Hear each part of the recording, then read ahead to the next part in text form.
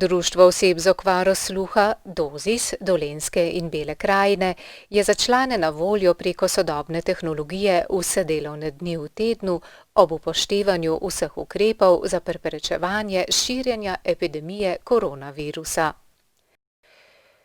Predsednik društva Vladimir Kastelec je povedal, da opažajo, da se stiske gluhih poglabljajo, zlasti osamljenost pri starejših, kar poskušajo omiliti s pogovori prek telefonov ali videoklicev.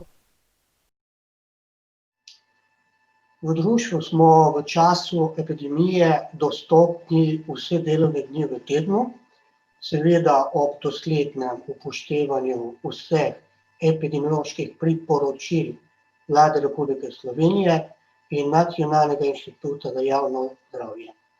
Osebno preko sporočil, e-pošte, videoklica in telefona.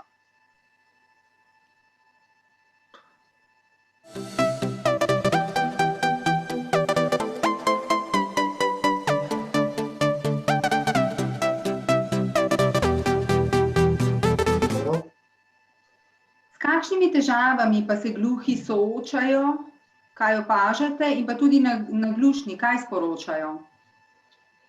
Gluhi in naglušni pogrešajo druženje, soočajo se z nerazumevanjem vladnih ukrepov, težko spremljajo nenehno spreminjanje le-teh in z negotovostjo, kdaj bomo ponovno zaživeli po starem.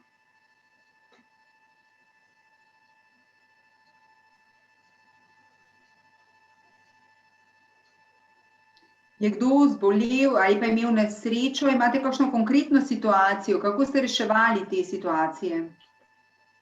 Ob bolezni smo jim svetovali, kako naj v tem času dostopajo do zdravnika, opravili veliko klicev v zdravstvene ustanove, da smo se dogovorili za termine. Ena od naših članic je bila tudi sprejeta v splošno bolnišnico za nujni operativni poseg. Ni imela težav z tolmačem, sprejem je bil normalen in tudi sam postopek z tolmačem, se pravi komunikacije, je bil popolnoma normalen.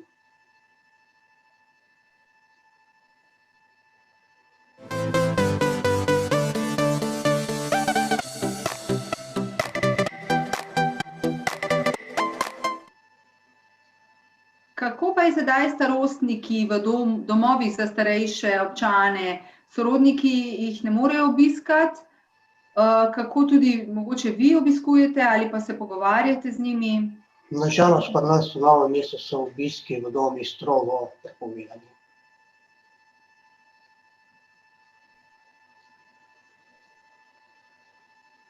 Kako pa potem rešujete te stvari in ohranjate stike s temi člani? Če so potrebni kakšni stiki oziroma če potrebujejo kakšno pomoč, takrat večinoma svojci pokličejo v naše društvo.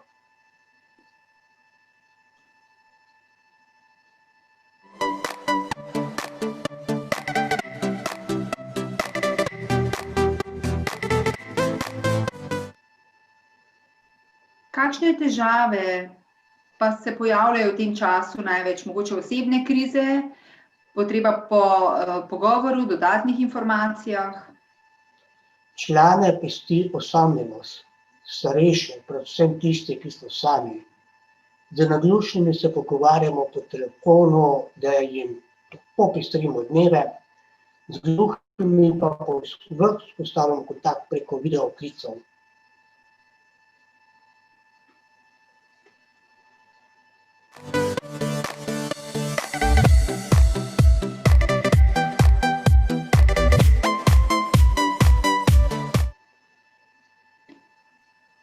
Ste opazili kakšno pomanjkljivost v tem času ali pa morda kakšno dobro stvar v času karantene?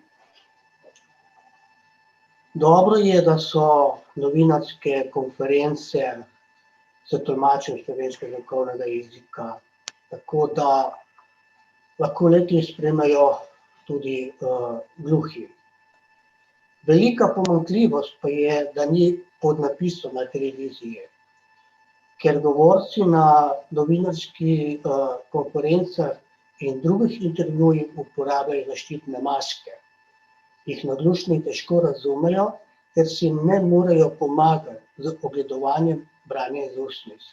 Podnapisov pa ni.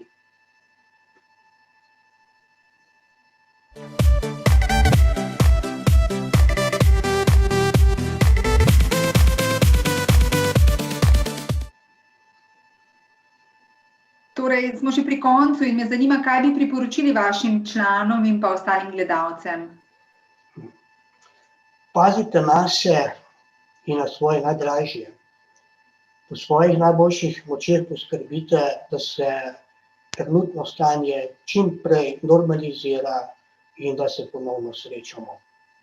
Smo tukaj za vas.